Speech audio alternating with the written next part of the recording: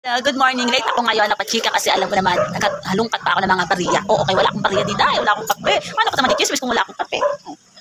Share kami ni Simon, nag-ano kami.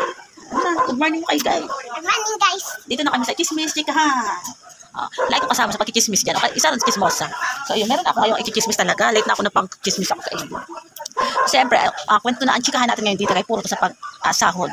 Oo, nakakatuwa talaga pag-sahod dito. Alam mo yung mag-out ka tapos kailangan mo na magmadali kasi kailangan mo nang pumunta ng mga bangko, mag-withdraw. Napakasarap talaga na may sahod. Napakasarap na may ATM.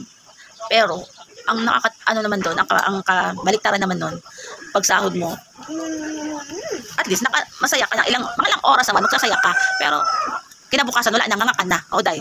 Kasi sa totoo lang, ang pagsahod naman talaga ay hindi naman sa bagay, hindi naman tayo pare-pareho. Kasi kahit naman ako talaga nagkakaproblema. Hindi po after ng sahod.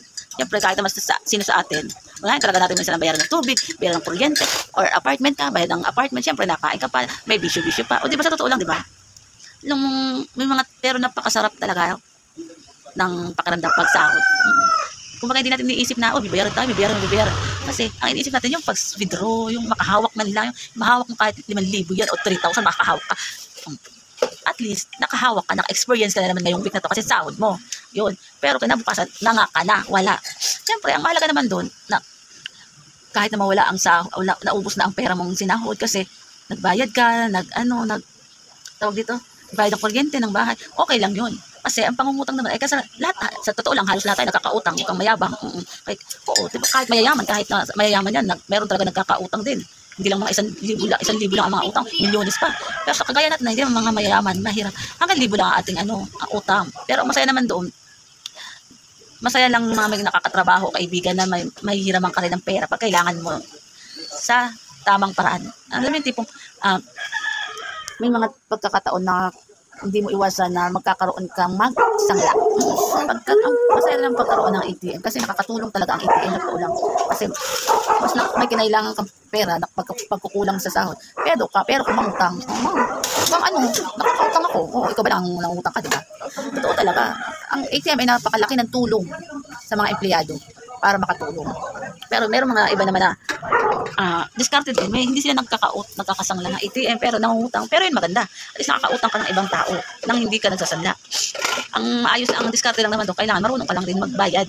At least hindi hindi masisira ang iyong magabok. Ay talaga naman, ang kulit naman ni Simon. Masisira ang tiwala. Ang mahirap kasi pag tiwala ang nawala. Diba? Nanghiram pa ng pera or nanghiram pa lang ng pera nang wala kang sanla na ATM. Kaya mahirap talaga. Ay wag na wag kakalimutan talaga ang magkaroon ng pag nanghiga ng pera. Mahirap wag kakalimutan ng magkaroon ng tiwala. Tiwala ay napakahalaga. Napakatiwala talaga.